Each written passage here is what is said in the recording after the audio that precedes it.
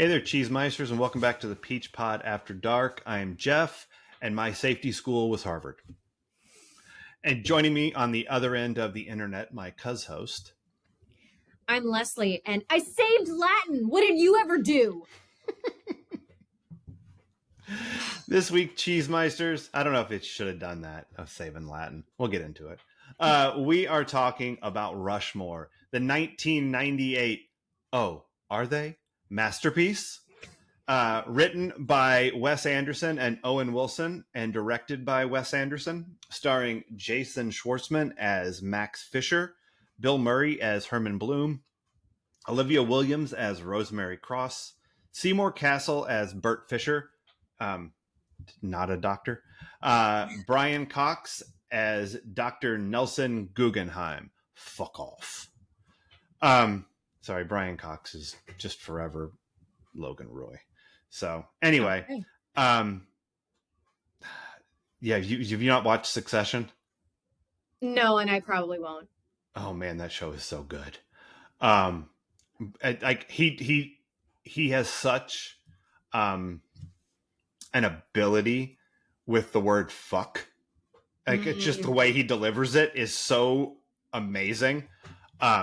Anyway, neither here nor there. We are watching this, Cheesemeisters, in conjunction with Season 4, Episode 27, Divas. And our spelling connection is Bill Murray, because he was in the Charlie's Angels movie. So yeah, I was. We can watch all kinds of Bill Murray stuff now, which is pretty amazing to me. This movie has a 90% on Rotten Tomatoes and a 91% on the Popometer. So people dig this movie. Had you seen this movie before? I had, but it's very clear it didn't stick with me. Yeah. Yeah. Like did you remember any of it when you were like this time? You're like, oh, I remember that part, or? I remembered shots. Okay. I didn't remember the premise really, other than just quirky kid. And that's the problem with Wes Anderson movies sometimes, is like, if you don't remember it, you just remember like there's this quirky thing. Mm-hmm. Okay, well that tells you nothing. It does not. No. Yeah, you're right. I thought I had seen this movie, but I think I saw Bottle Rocket, which was Wes Anderson's first movie. This is his second movie. So I'm pretty sure that I've seen Bottle Rocket and not this, because absolutely none of this felt familiar to me.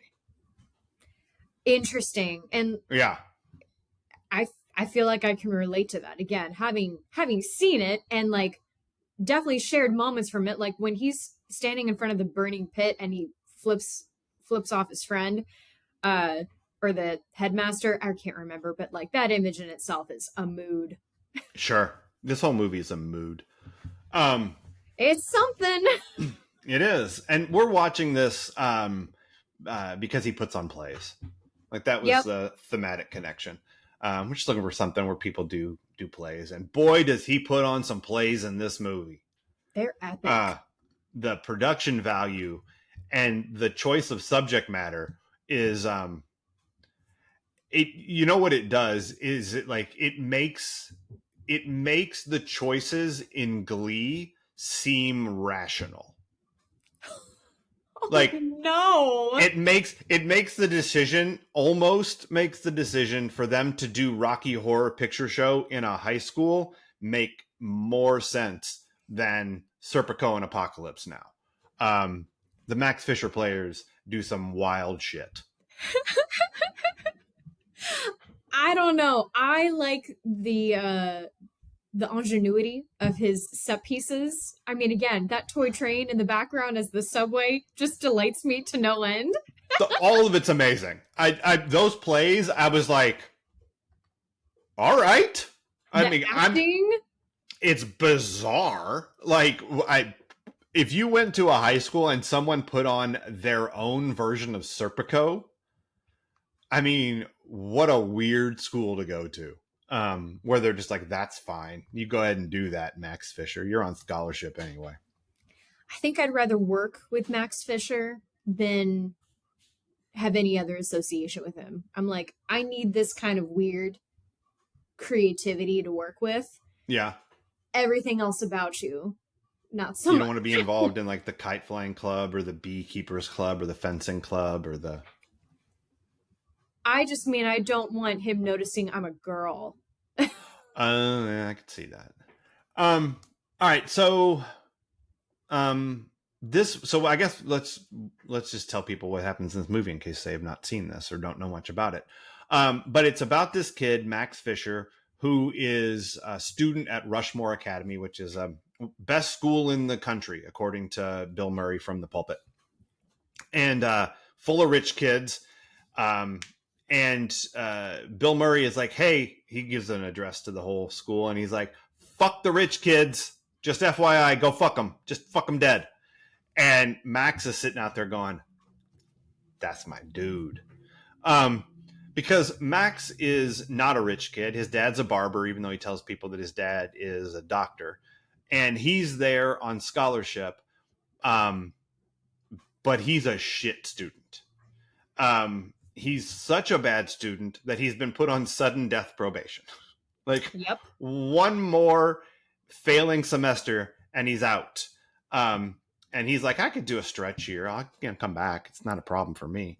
Because he loves Rushmore because it lets him do whatever he wants, basically. Like, he's in every club. He started half of them. He does these weird ass plays. But, you know, he's the worst student in the school, according to Dr. Nelson Guggenheim. But he's inspired, I guess, by the Bill Murray speech, and he like befriends him. Like, he sees a kindred spirit in this. He's like a steel magnate or something. Like, he's an industrialist. He's got a lot of money. Yeah. And he sees himself in Max because Max is a weirdo just like him. Mm-hmm. And he's like, I like that kid. But Max likes something more. Max likes the first grade teacher. He meets this first grade teacher, Miss Rosemary Cross, and is in deep smit. Oh, and he's trying to weasel his way in, trying to build a relationship with her. She has fish tanks in her classroom. So he decides that to win her love, he's going to like build an aquarium, as Why one not? does. Yeah. And he knows this rich guy, so he'll see if he can go get it funded.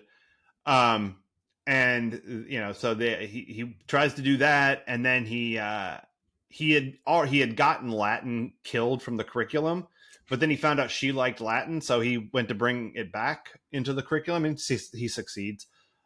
Max gets shit done, just not his homework. But you know, this love thing is not going the way he wants it to because she's an adult, and she's like, "You're 15, please stop this." But he doesn't. But then Bill Murray falls for the first grade teacher too, and they get together. And Max gets kicked out of school because he gets an F, and he's going to another school, but he can't quit Rushmore. He just keeps on coming back. And then he finds out because the other kids, one of the other kids is mad. There's a lot of talk about hand jobs in this movie. Yes. Max claims that this other kid's mom gave him a hand job. And then one of the bullies tells that kid that Max said that, and he was like Max's little shadow, and now he's mad at Max. So he sees that Herman is boffing Miss Cross, and he goes and tells Max that she gave Herman a hand job. It's like the only sexual contact that any of these kids can imagine. It's patty cake from Who Framed Roger Rabbit. It's just it's one thing that they know. Yeah, it is. It's the one thing they've ever heard of, and so it's the only act that they claim that someone else has done. Yeah. And then Max sets out on spite and revenge, and then Herman comes back at him with more spite and revenge, and then he puts on a production of Apocalypse Now, and everybody's friends. Somehow. Pretty much like that. I mean, No, they're all friends. They all like come to some sort of understanding that like, oh, life is shit for you too. It's shit for me. I was gonna drop that tree on you, but and then I'm the tree tired. falls over. Well, because he figures out, I think that I don't No, know. He I didn't. I thought that he like was gonna drop the tree on him and gave up because it was too hard, and that's why he didn't do it. oh, And maybe. then when Herman goes over there and touches the tree and it falls down, I'm like, no, he did it. He actually he got the tree ready to fall down. He just didn't go through with it. Like Hmm. so, um, it's a weird movie. Yeah, it's weird. It's weird in fun ways, and then it's weird in not so fun ways. Like there's some storytelling that I'm not sure that they meant to tell it that way. Hmm. Um, and like, I don't want to be the unfun person, but like, listen, I can't not see, I can't avoid not seeing things anymore. Like, Okay. So especially in, tell me about it. Tell me about whatever it is that was oogie for you. so obviously I didn't like that this kid keeps pursuing a teacher who keeps telling him no. Hmm. But I also didn't like that all of her body language and even even how she was speaking to him, all of it was she wasn't pulling away. But I Hmm. don't Sure. but it so it's one of those things where I'm like, do you want us to blame her or Mm. do you want us to see her as a victim? Either way, it's not great. Like she she's a widower and Hmm. it's been less than a year and whatever time it's been it would she's still a widower and that's painful, you Hmm. know. And so I feel like that very much plays into plays into her action and choices, Hmm. but it's all unsettling for me, and it's Yeah. unsettling for me to talk about because again I don't want to feel like I'm blaming any character even though they're fictional characters, but like Hmm. this shit happens. Yeah. And yeah, it's just very unsettling, and I hated it so much because like I just wanted to have fun watching a Wes Anderson film, Hmm. and I wanted to believe that things are going to be okay in the end because it's a Wes Anderson film, and then I'm watching the final shot and I'm just like, Can I give you a lens to see this through that maybe takes out that ooginess for you? please. Okay. And I don't know if this is what is intended, right, by this, but I want to talk about Wes Anderson movies in a minute, but and maybe this is sort of a good way to get into it. But this movie is it's a Wes Anderson movie stylistically, right? With the colors and the shots and the offbeat rhythms Mm-hmm. and the strange characters and the bizarre choices that they make, um, like Serpico and Apocalypse Now and like a B Club, like all this stuff, right? And I wonder like why tell this story about a kid and an adult who are very similar, having this relationship, this desire for the same woman, and how and to tell that story in this weird ass way. Mm-hmm. Okay, maybe it's because what you're seeing is Max's understanding of the world, Mm-hmm. including the way she reacts to him. Okay. Maybe she's not really acting that way. Maybe that's the way he is perceiving it, because all of this is so bizarre.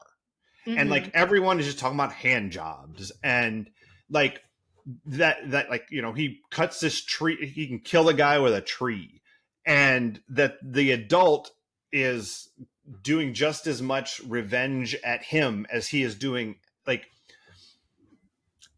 it's possible none of this happened this way. It's just the way that it is perceived inside the head of this weird kid.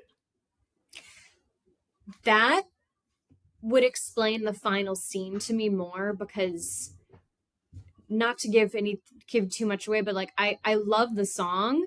And I like the moment, but I was also again confused by it. I'm like, okay, well, did you learn anything? Wait, you both look like you're ending up together, but I don't think that's the point.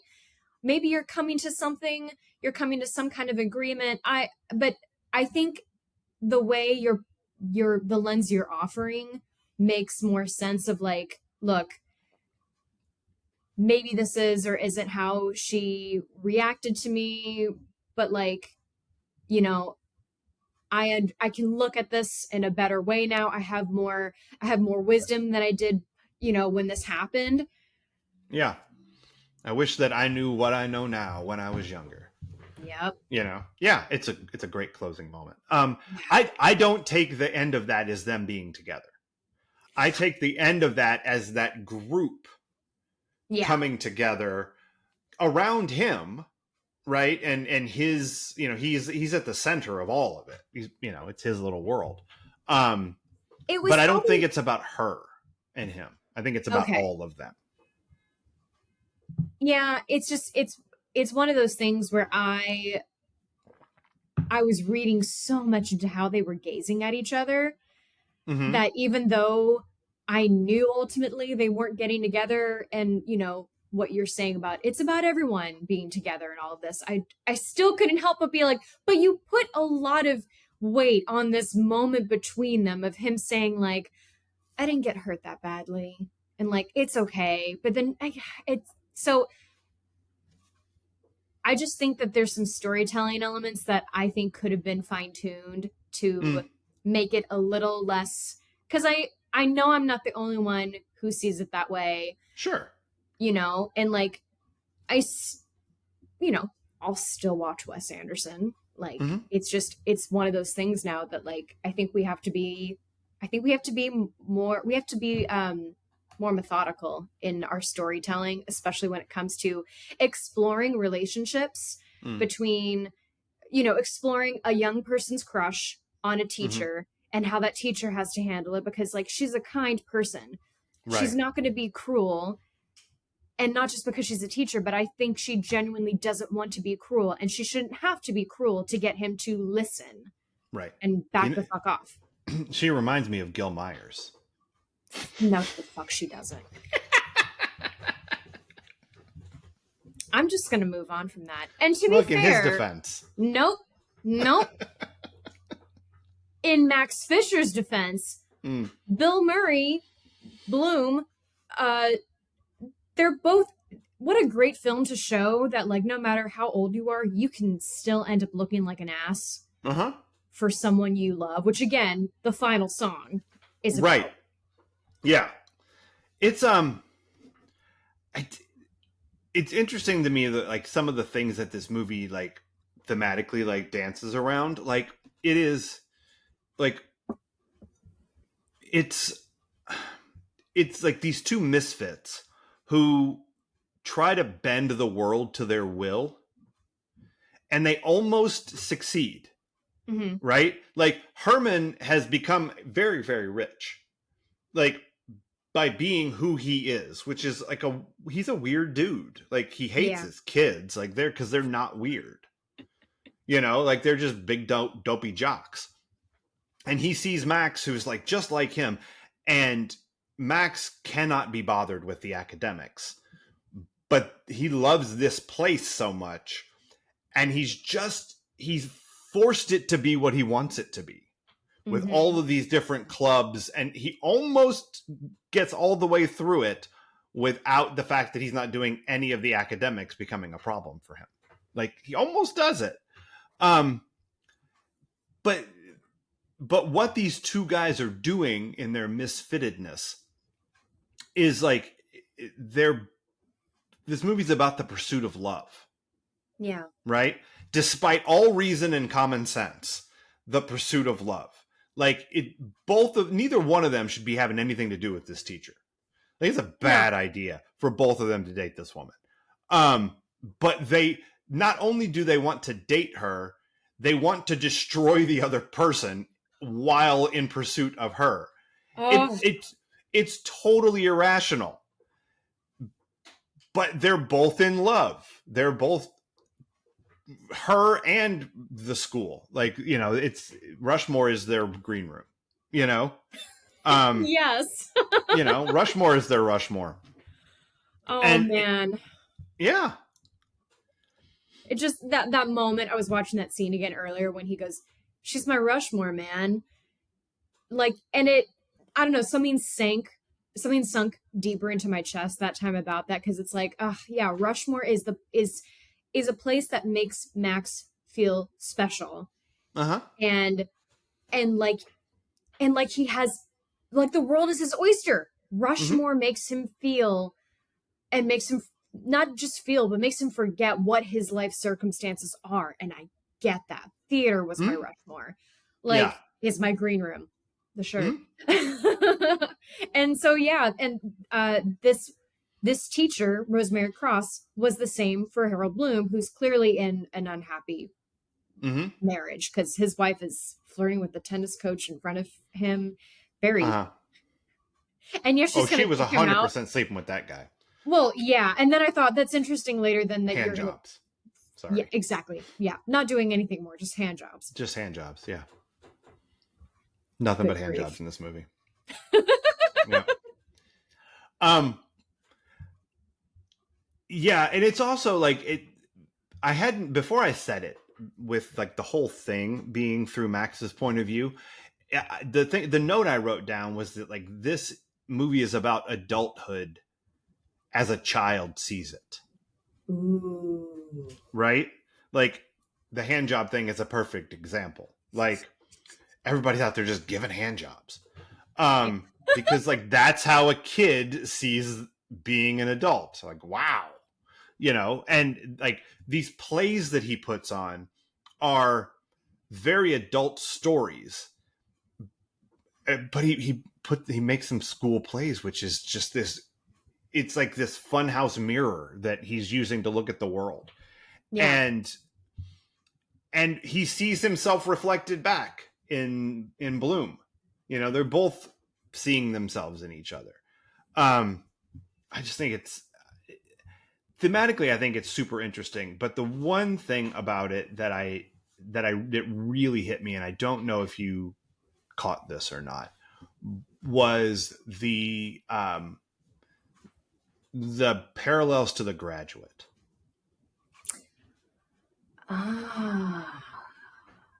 Like, Max looks like Benjamin Braddock. Yeah. Right? He's having there's an intergenerational relationship. Mm-hmm. Right? That's not as consummated as it is obviously in The Graduate. No. but there's like, you're the most attractive of all my parents' friends. Like, there's another grown-up involved with her. There's a girl he should be paying attention to his own age when he goes to the public school. Like, he totally misses all of that stuff. And then there's that scene where Bill Murray tries to escape everything by jumping into the pool and sinking to the bottom, just like Benjamin. Yes. I thought about that then. Yeah. I mean, that's where I saw it the most. I was like, oh shit, you're doing a whole Graduate thing there, Wes Anderson. Good job. Yeah. Like, and it's, 30 years later, like 69 to 98, so it's my generation's look at that phenomenon of looking to move into adulthood in some way and finding it baffling, and that's what's going on in those two movies. And I thought it was I love The Graduate as a movie, the whole thing. It's just great. So you know, the fact that this is like the weird ass Gen X take on The Graduate seems oddly appropriate to me. I like that. And this is, again, the more we're talking about it, the more it's easing my view Mm-hmm. of the relationships. I still, we'll get more into my thoughts on that later, but like, again, these relationships do happen and you need to Mm-hmm. explore them. Like, that's what art is for. I mean, Yeah. of course, do it safely, like, make sense. Don't make it just like a torture thing, but like, Right. these do happen. And I think it's a really weird love triangle, but Mm-hmm. I'm sure, I'm sure it's happened. Well, I mean, I hope not like this. This is weird, but I hope not um, like this. yeah. I really hope a 15-year-old was never involved. Just, for his sanity, but Yep. psychiatrists got to make money. So, Yeah. Nickels, nickels, nickels. yes. May I help you? um. Okay, so we've said this a number of times that this is a Wes Anderson movie. Yes.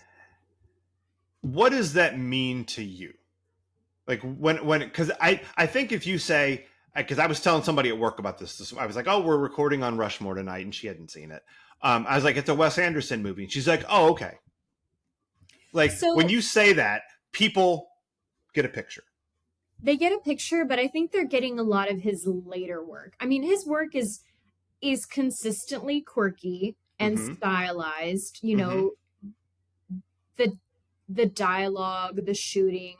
I've only seen Bottle Rocket once, but I remember Mm-hmm. that being, I feel like, the most separate. And Hmm. Rushmore is a nice blend between how he starts and where he's going. Mm-hmm.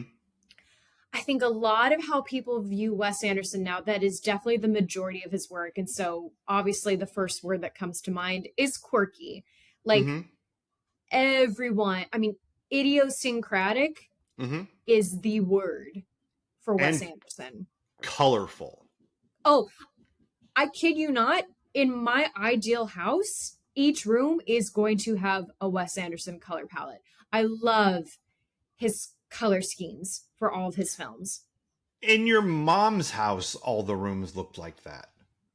No, that's a Crayola box and it's lovely, but they are not just no, Jeff. You need to look at a Wes Anderson color palette.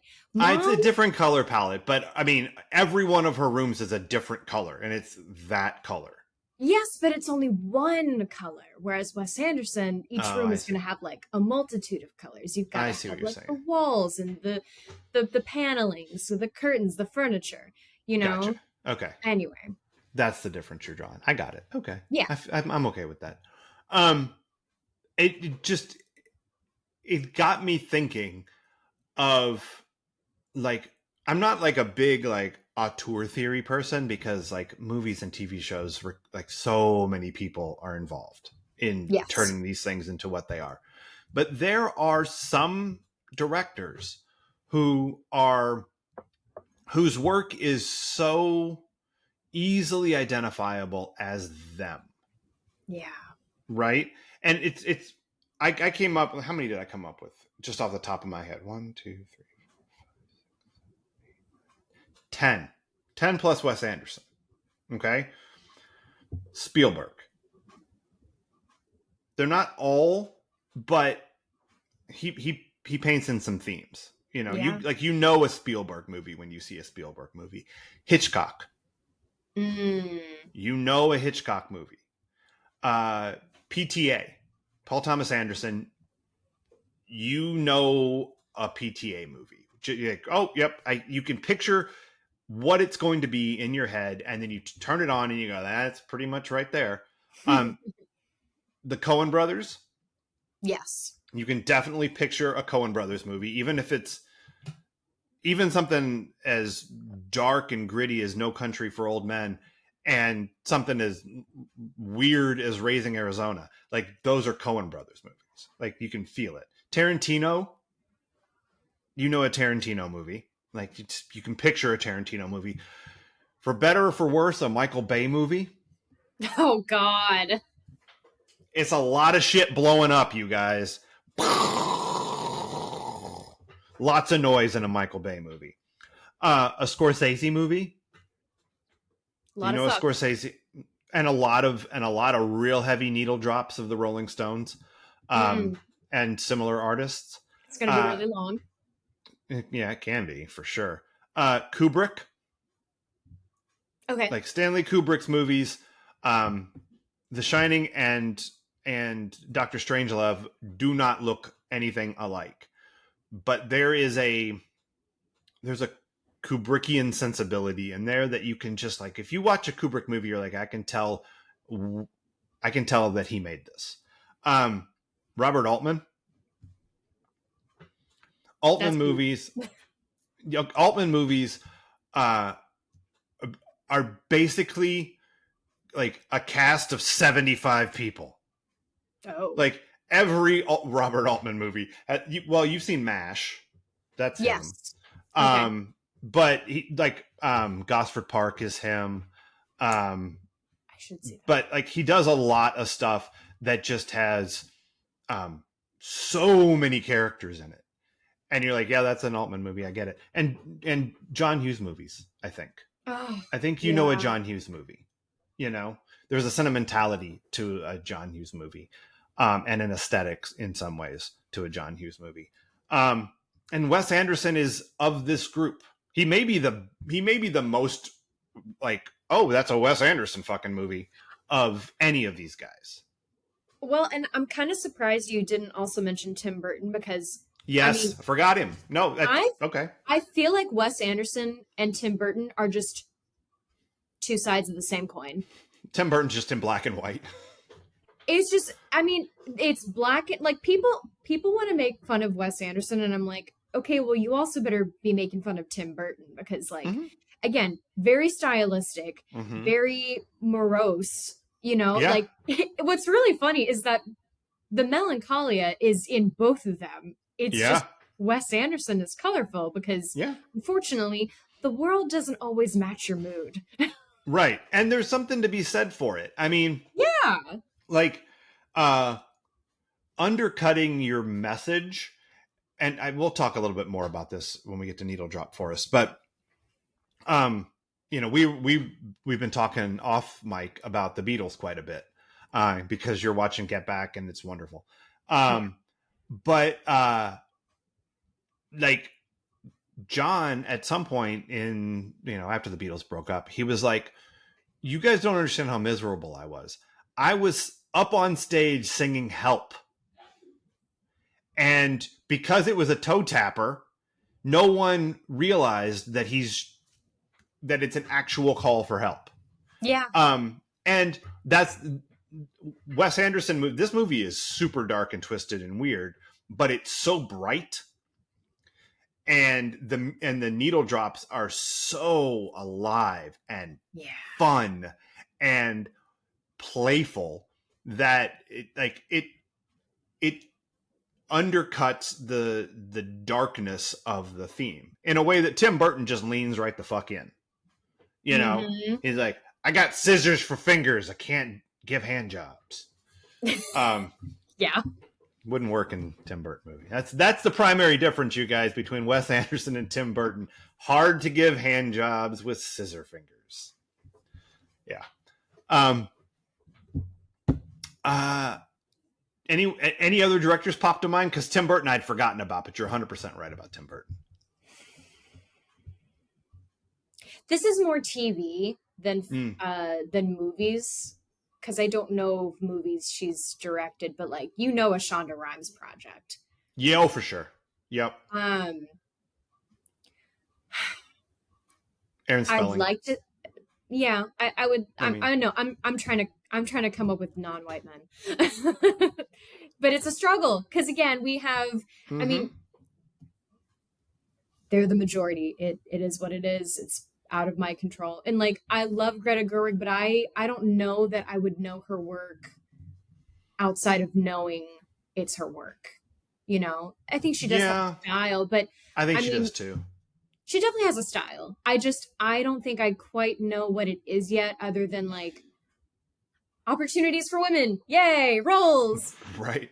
Oh, a real look at what it is being a woman in this fucked up world. Yay. Yay. That's a vibe.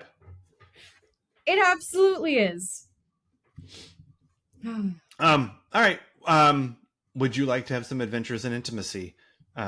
Red hand jobs. Oh my god. Yes, I would. If this is about anything other than hand jobs, you watched a different movie than me. So like I said, and I think I've mentioned this another time, you know, in things that are done and suggested, or in actions or in storytelling, you know, they're things that gave me pause in this storytelling, because of, again, I was seeing a different story than maybe you were, or than maybe what they've meant. Yeah, maybe. I can only guess. But like the whispered conversations between Rosemary and Max, you know, obviously, like there's an intimacy in that. Even if you're very kindly trying to tell someone like, you're 15, I need you to get the fuck away from me. Right. Like they're still hearing the intimate tones of like, ooh, you're whispering to me. You know, this is wrong. I'm just going to pretend that like, I don't know what you're talking about. We can talk normally. Yeah. And then also their closeness. They're always close together. And it's, you know, she can move away, but she doesn't. And there's the scene when he sneaks over to her house and Fane's getting hurt, and she's like, you know, cleaning up his wound. Oh my god.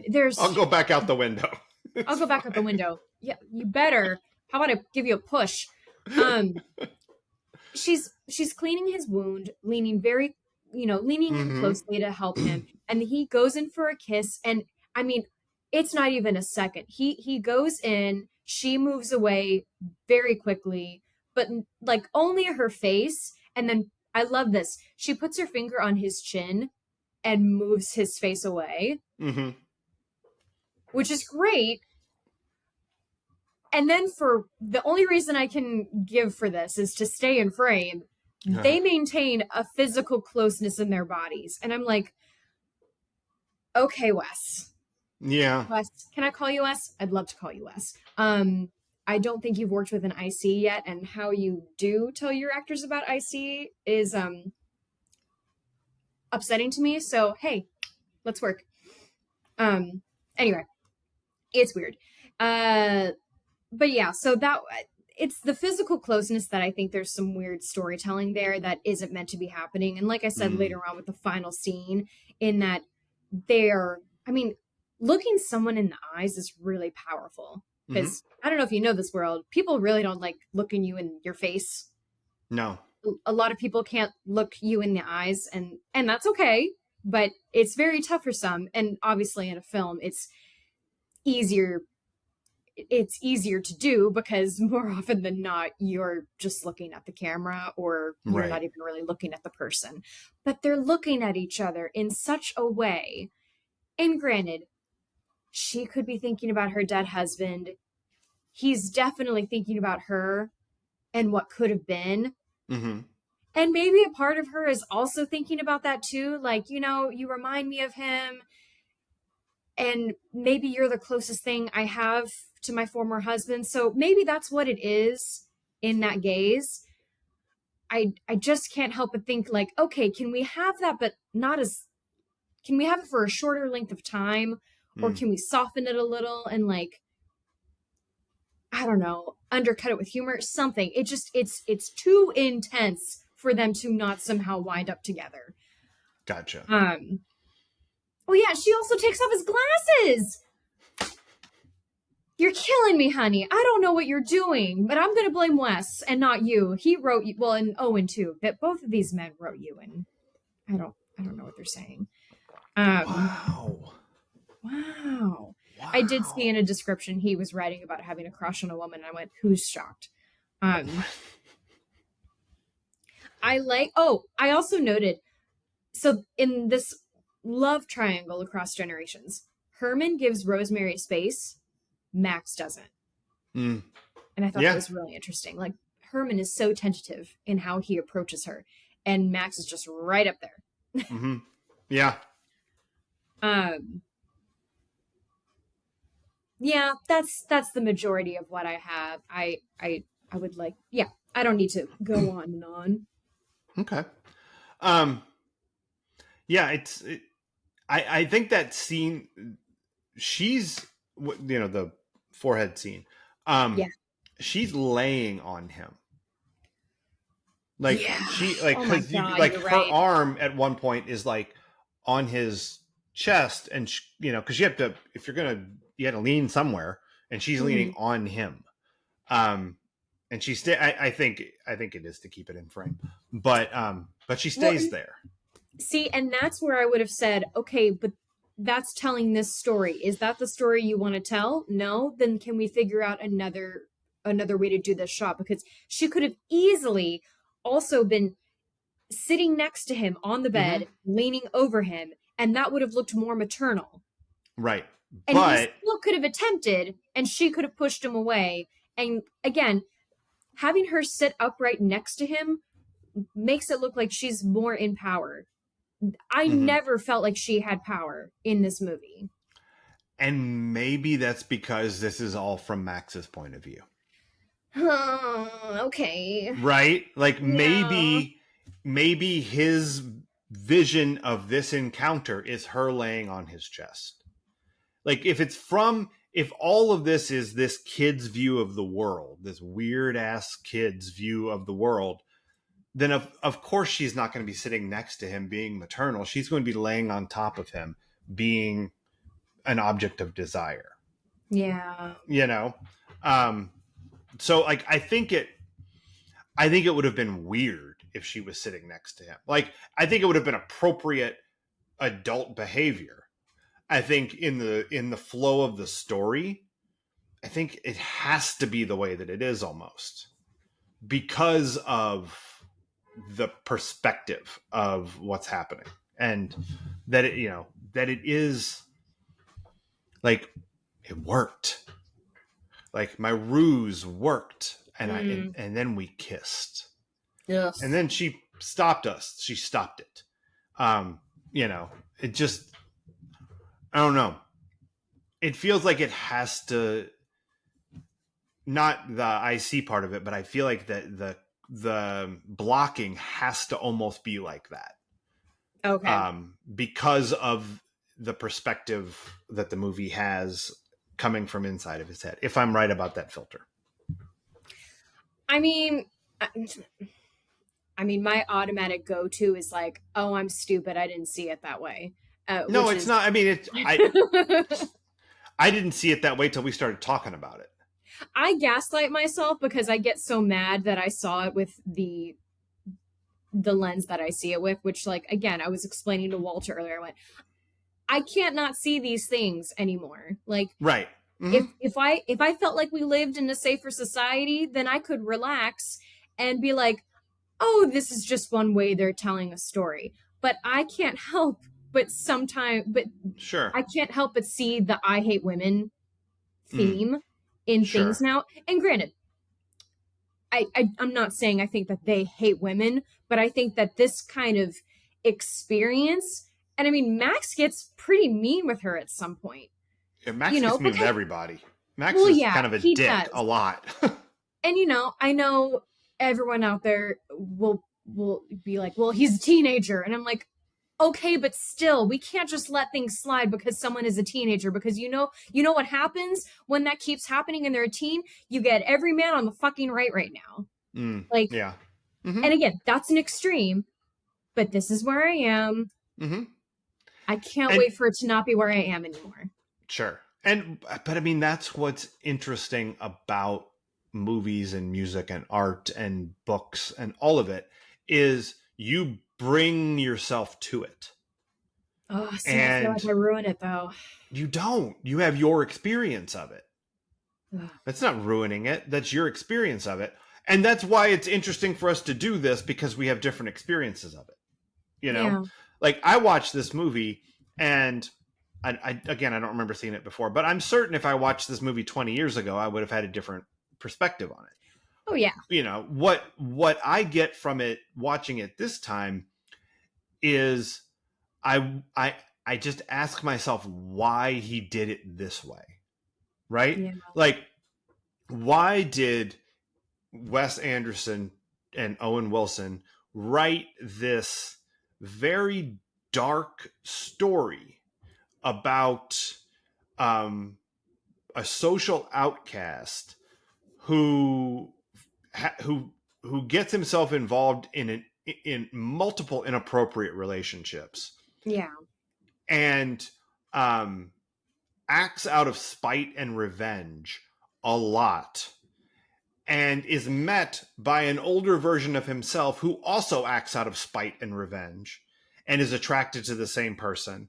Why do I tell that story with this color palette?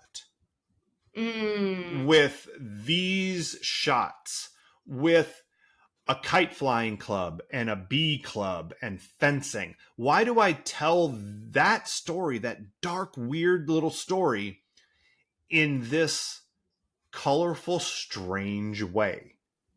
Yeah. And so I don't know if my take is the right take, but it's the answer to why that makes the most sense to me today. I like it. You know what I mean? I think it makes sense. Yeah, but a million other things could make sense that aren't occurring to me right now. Sure. You know, it's just that this was the one that when we started talking about it, I went, "Oh, that's what this feels like to me." And it tracks, and it does shift the perspective of the movie a little bit. And maybe that's right. Maybe that was the author's intent. Maybe it wasn't. You know? Yeah. But that's the fucking cool part about it, is that we can watch it the same exact thing and have different lenses that we're viewing it through. Mm-hmm. You know? And somebody listening to this could be like, "You two are morons. What the fuck are you talking about? That doesn't make any sense. That's not what happens in this movie." You know, this movie is about the reason that he has got a bee club is because it's about colonies, and she's the queen, and they're two little worker bee. I don't fucking know. Jesus. You know what I mean? That might be Yeah. true too. It makes a little bit of sense. It does. You know, but then when you also add to it the soundtrack and the needle drop forest of it all, and how the soundtrack takes all of this darkness and makes it feel joyful. Yeah. That also, to me, is a kid's view of all of this misery. You know, the filter that I'm seeing this through involves two different Cat Stevens songs. You know, it involves one of my favorite John Lennon songs. One of my favorite John Lennon solo songs. It just, the purity of the love expressed in "Oh Yoko" is just wonderful to me. Do you know that song other than from in this? No, I hadn't heard it before. Oh, it's so good. Did you listen to the whole thing or just what's in the movie? I listened to the playlist over and over again, actually. Okay, cool. Yeah. I couldn't help but, like, when I heard the song playing, I thought, well, it's the 90, or no, this is 2000, 2001? 98, this movie. This was 98. Okay. I feel like the 90s was peak people, like, referencing Yoko splitting up relationships anytime. And I thought, well, of course they're playing that here. But again, that's a negative take, and obviously not how we feel anymore. Right. But it's also not how it, I don't think that's why they chose that song. Like, I think that song is chosen for the upbeatness of it and for the like, it's a super repetitive song. Like, it's very simple. It's, you know, in the middle of the night, in the middle of a dream, in the middle of a shave, in the middle of a cloud, I call your name. Oh Yoko, my love will turn you on. That's the whole song. But Yeah. it's got this great piano to it. It's got this wonderful harmonica outro at the end. It's bouncy as fuck. And that's what that's what this movie wanted. It like, I call your name, Miss Cross, like my I love will think it's turn you on. both. I think it's very much both because I mean, they still come together.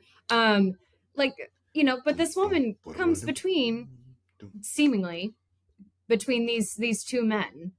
Well, Yeah, this boy and a man. right. Like, so I think it's both. And Hmm. yeah, I I think don't it's both. I don't ever read that song that way. And that's my I don't lens. read that You know what I song mean? that way. I read the placement of it in this movie that way. Gotcha. And I don't, because I'm incapable of taking that song as anything other than a joyful, simplistic expression of love. Of course. Because that's what it is. Like Yeah. that's how John felt about Yoko. Yeah. You No, I know? know that. Like I And said, it's and it's no, I'm it's just talking about its use in the film.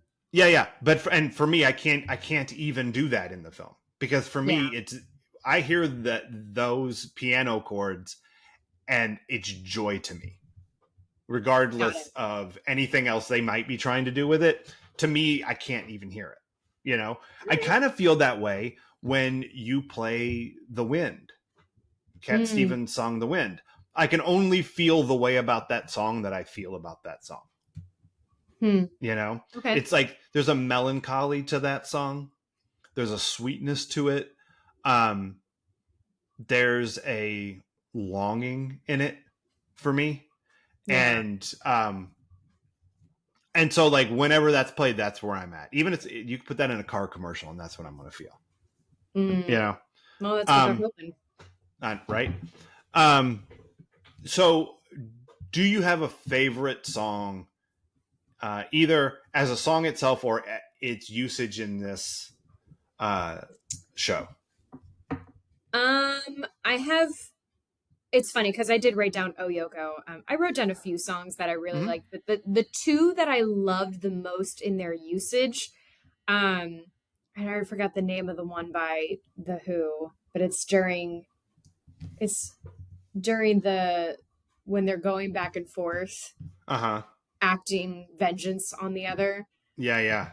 You are forgiven. Yeah, I have to look it up because it is a weird. A quick one while he's away, I think is Oh what it's yeah. called. Yep.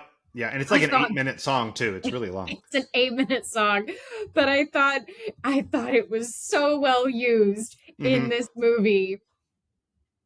I really enjoyed that. Yeah. If anyone wants to watch that scene alone, please do. I think it's like you can look it up as payback scene. Rushmore Right. is what I saw it under. Yeah. Oh, okay. And then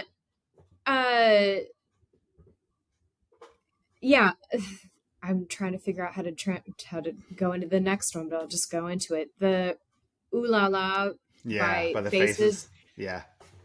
And because you hear it and you feel things, and then Mm-hmm. you really listen to it and you look up the lyrics and you're just like, well, fuck.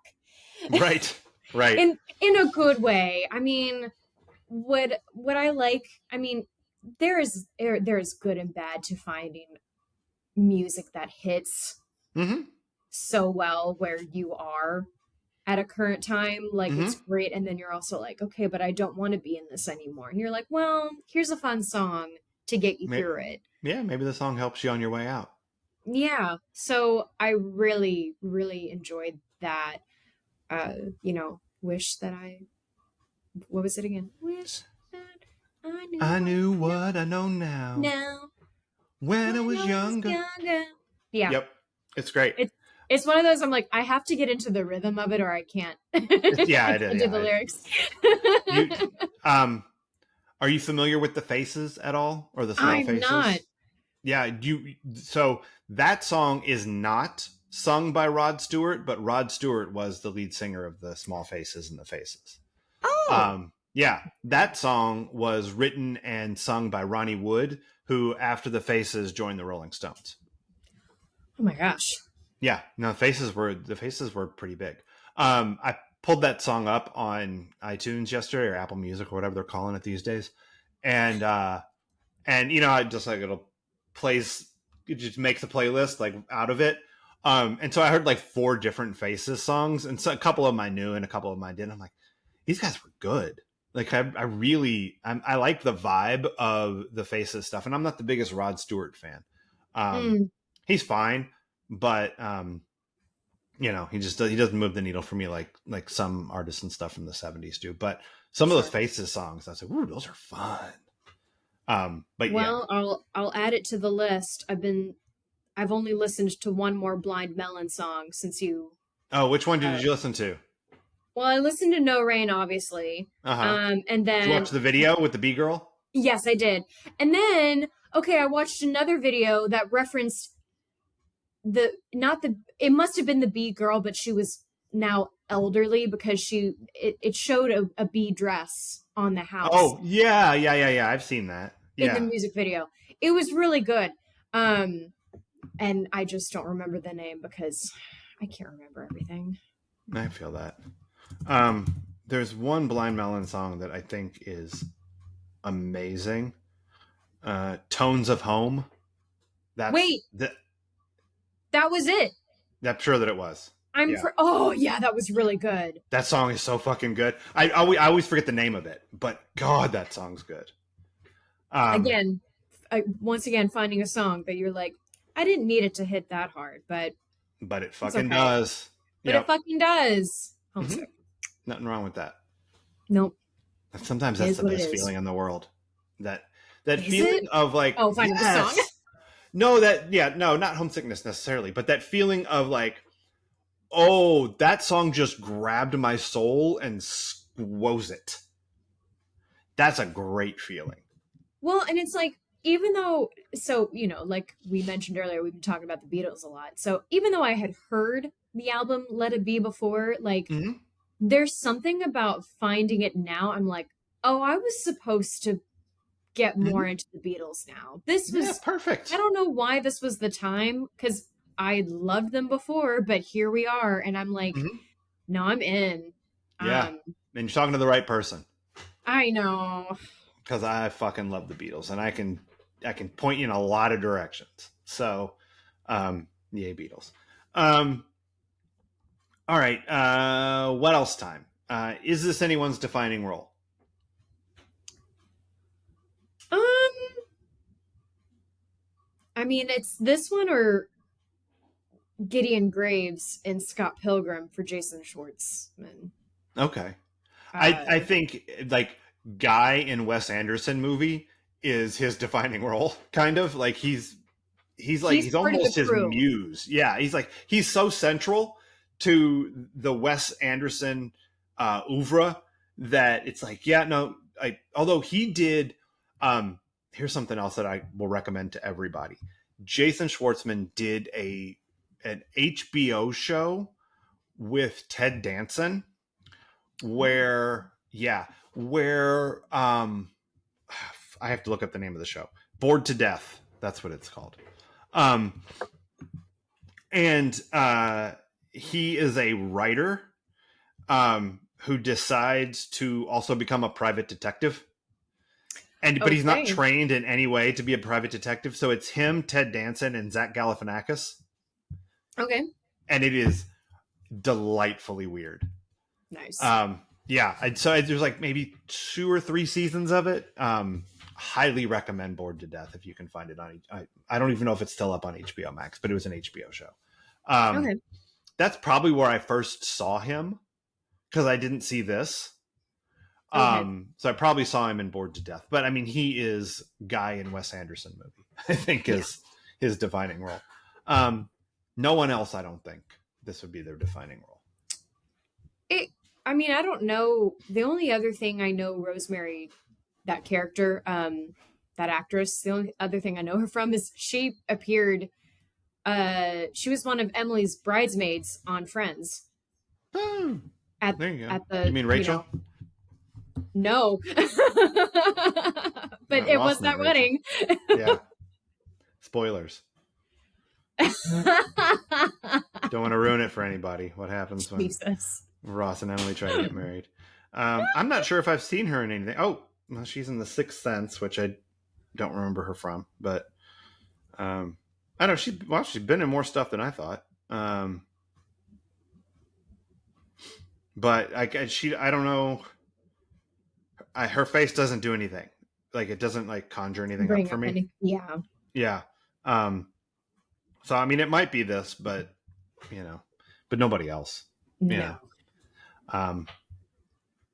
The only other thing I wrote down in what else, and we've talked about it a bunch, is the word hand jobs, just because it's like fucking everywhere in this movie, and it amuses me. What else you got? And oddly enough, I didn't mention it in Intimacy. I know. Wow. It's so strange. You missed the whole point of the movie. I mean, you don't need an. I don't know what to say. They say hand jobs. Lot. If someone pointed that out to me in the script, I'd be like, do they do anything? No. I don't think you need me then. Is the parent okay that her kid's saying it? Again, don't need me for that, but I'm here in case someone thinks that's my job. In case someone thinks your job is giving hand jobs? No. Oh, okay, because that's not your job. No, it's not, but it's no. That's your hobby. Jesus Christ. It's your passion. It's your Rushmore. When you're underemployed, you gotta do what you gotta do. That's right. Giving hand jobs out to guys under the Manhattan Bridge for $15 a pop. I'm giving out hand jobs. That's right. Jesus. Aggro hand jobs. Oh my God. I don't even want to demonstrate. Anyway, I got nothing for what else. No, I don't either. All right, what is this the EST of for you?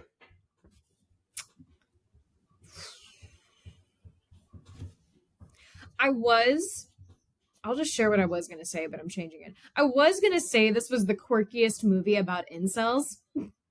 But it's, and it could still be that, but I'm lightening up. It's the weirdest love triangle. It's pretty damn weird. Yeah. Outside of a girl who falls in love with a vampire and a werewolf, that's pretty weird, but let's face it, that's less common. Slightly. Don't get me started about that baby. That weird fucking face. I don't know. Just the fact that the werewolf falls in love with the baby and everybody's like, cool. Solved all of our problems. What is this EST of for me? I don't know. This is like the most colorful revenge movie I could imagine. Okay. I think there's so much about that. My Kingdom's even brighter. I don't know if I've seen that one. I might have. All right. I got to take Liam to volleyball, so I think we did it. I think once again, we have proven my theory that everything comes back to Aaron Spelling. Even Rushmore. So join us here on next week, Cheesemeisters, on Wednesday, when we watch season 4, episode 28. And it is called Acting Out. Yep. Yeah. And then join us here again next Friday when we watch something we haven't decided yet, but it's probably theater related or prom related, potentially. Yeah. Yeah. So go to prom. I know, ridiculous. I don't know. But until then, Cheesemeisters. Cheers.